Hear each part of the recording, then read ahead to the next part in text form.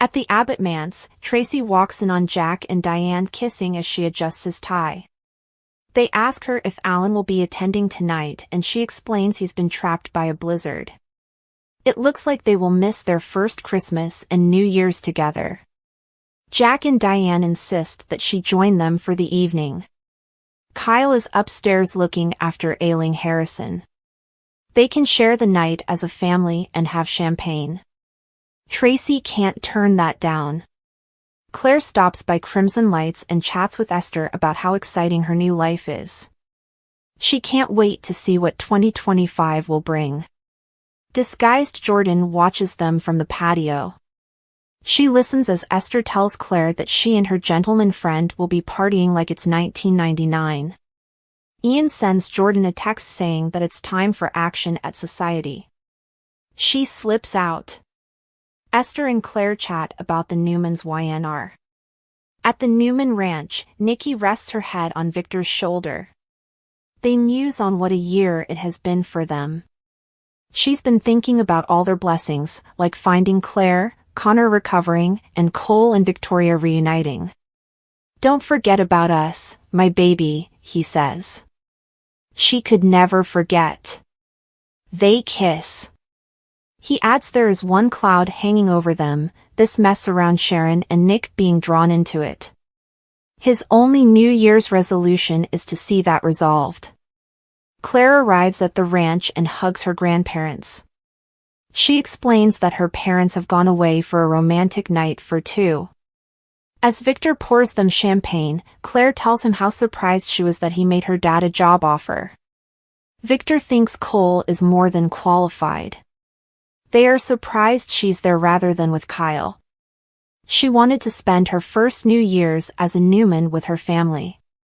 They toast to the new year being the best for the family.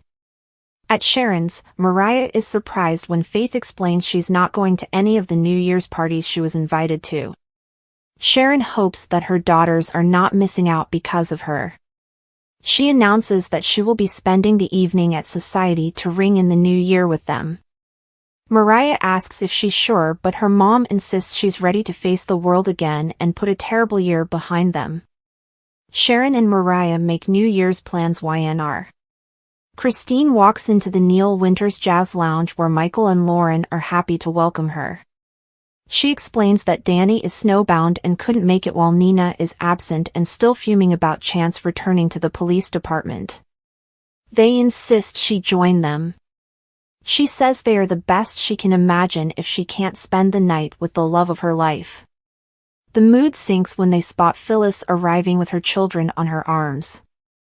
Lauren and Michael with Christine in the Jazz Lounge YNR. Jack, Diane, and Tracy join the party and Lauren jokes about how the years are passing more quickly the older you get. They chat about their families and where the kids have been spending the holidays. Ashley is already back in Paris. Christine notes that Phyllis is glaring at them. She knows that Phyllis hates her, but why is she giving Michael and Lauren the evil eye? Michael explains it's about Sharon's case. He hates them being on the outs but won't let it bother him tonight. Last year, on this night, he renewed his wedding vows and he's determined to stay festive. The Abbotts and friends in the Jazz Lounge on New Year's YNR. Phyllis remains glaring. Her son decides they could all use a drink and tells her she's been staring for 10 minutes. She's having a difficult time and can't understand Michael celebrating with his friends while supporting a murderer. Her daughter urges her to ignore this and have some fun. Phyllis declares this will be off her radar for the evening. When Phyllis wanders off, Jack and Diane approach Daniel to check in. He admits he's taking things a day at a time. Jack assures him that he will be there if he ever needs to talk. Summer asks after Harrison and it sounds like he has the same bug that Lucy does. Jack is sure that Heather would want them approaching the new year not looking backward.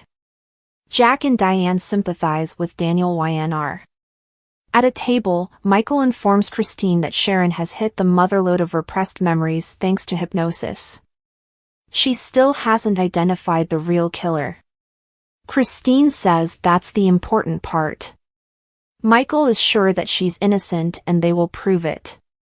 When he explains the case has been reopened, Phyllis suddenly appears and accuses him of peddling snake oil. She's trying to bite her tongue, but she's sure this new investigation will blow up in their faces. She taunts Cricket, asking if Danny got wise and dumped her. Christine tells her they are doing just fine. Phyllis suggests he's hunkered down with some groupie. Lauren urges Phyllis to be cool and enjoy the party. Phyllis's children interrupt to lead her away. Lauren, Michael, and Christine discuss Sharon's case YNR. On the way to their table, Phyllis is sure to snub Diane while she wishes Jack and Tracy a happy new year. Once Phyllis sits with her children, they take a drink. Daniel admits he's not doing well and can't help but think of Heather. Their mom says she won't talk about all this. Taking her children's hands, she promises this will be a better year for all of them. Her son appreciates the good vibes. Phyllis, Daniel, and Summer want good vibes YNR. At the bar, Danny surprises Christine. She can't believe it. They kiss. Phyllis glares and grimaces at them.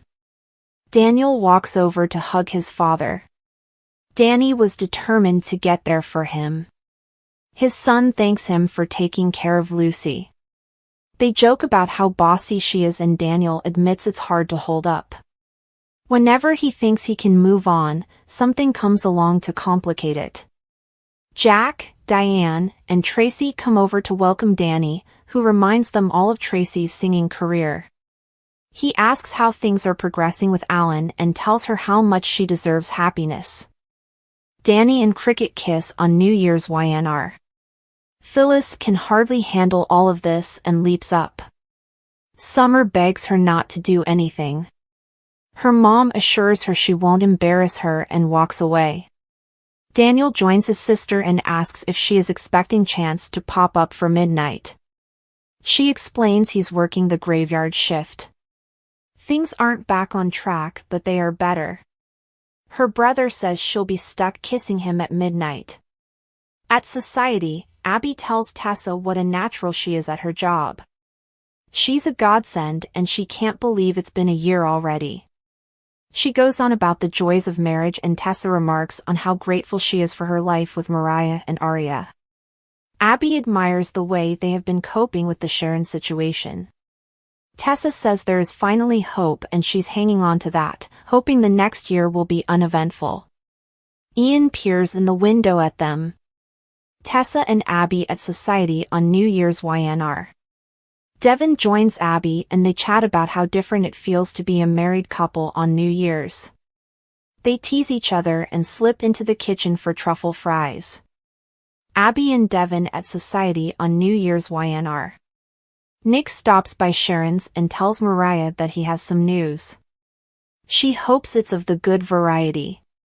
He assures her it is and he wants to share it with her mom first. He's surprised to hear that Sharon is planning to spend the evening at society. He's not sure tonight is the best night for her to be outside with the real killer still on the loose. Nick is working on getting her protection.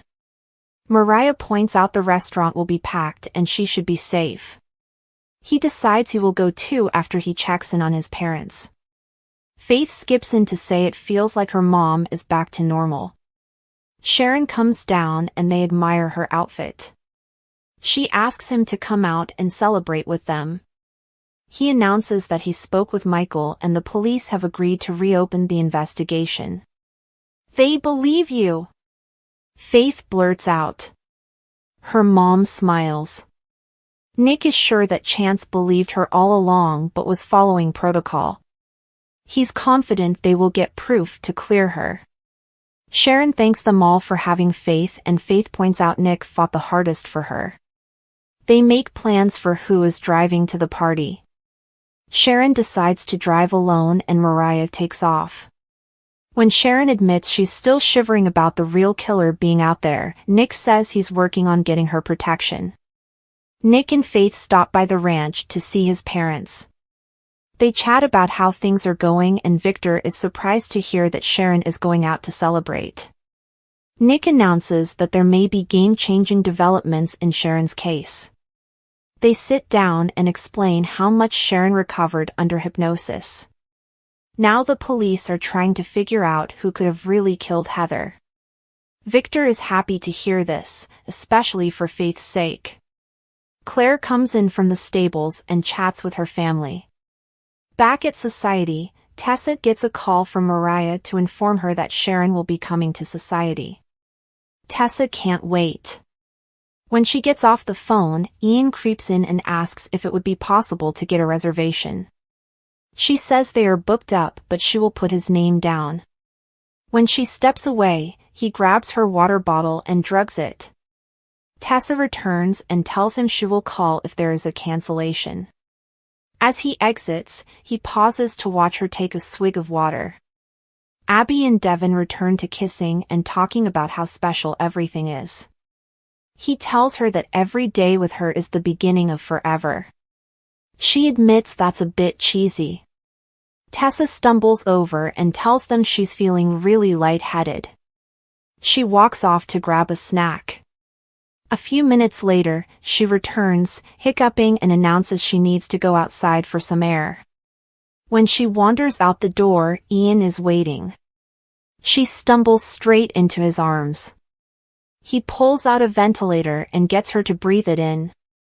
Mariah wanders over and asks what's happened. She's shocked when she recognizes Ian. Tessa lightheaded at Society on New Year's YNR. Sharon steps out of her car and Jordan leaps up behind her. She chloroforms her until she goes limp. As New Year's Eve festivities get underway, Mariah is shocked to find Tessa in arms, plus, Sharon is attacked. As the clock counts down to a new year, Genoa City becomes a hub of emotions, revelations, and danger on the young and the restless.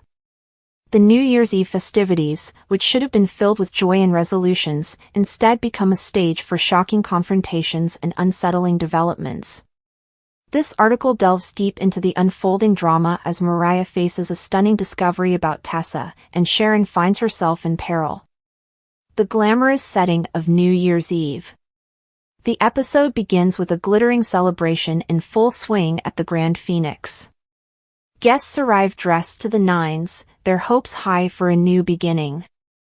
Phyllis, looking resplendent in a silver gown, hosts the event with her characteristic flair. The air is filled with the clinking of champagne glasses and the strains of romantic music. Everyone seems determined to leave the drama of the past year behind, or so they think. Nick and Sally arrive together, their chemistry undeniable despite the whispers and lingering gazes from other partygoers. Across the room, Devin and Abby share a private toast, their bond growing stronger in the wake of recent challenges.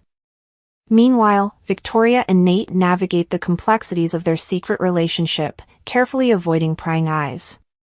Mariah's shocking discovery. Mariah, eager to surprise Tessa with a romantic gesture, steps away from the festivities to find her. Earlier in the evening, she had noticed Tessa behaving oddly, her phone buzzing incessantly with messages. Determined to dispel her growing unease, Mariah heads to Tessa's hotel room, only to freeze in the doorway. Through the slightly ajar door, Mariah sees Tessa in the arms of another woman. The scene is intimate, the connection between Tessa and the stranger undeniable. Mariah's world comes crashing down as she struggles to process the betrayal. Tears well up in her eyes, but she quickly retreats before she can be seen. Back at the party, her demeanor shifts noticeably, leaving friends and family concerned but unaware of the heartbreak she's just endured. Sharon's unexpected danger. While the party continues, Sharon remains at Crimson Lights, choosing a quieter way to ring in the new year. She's busy closing up the coffee house when a shadowy figure appears outside the window.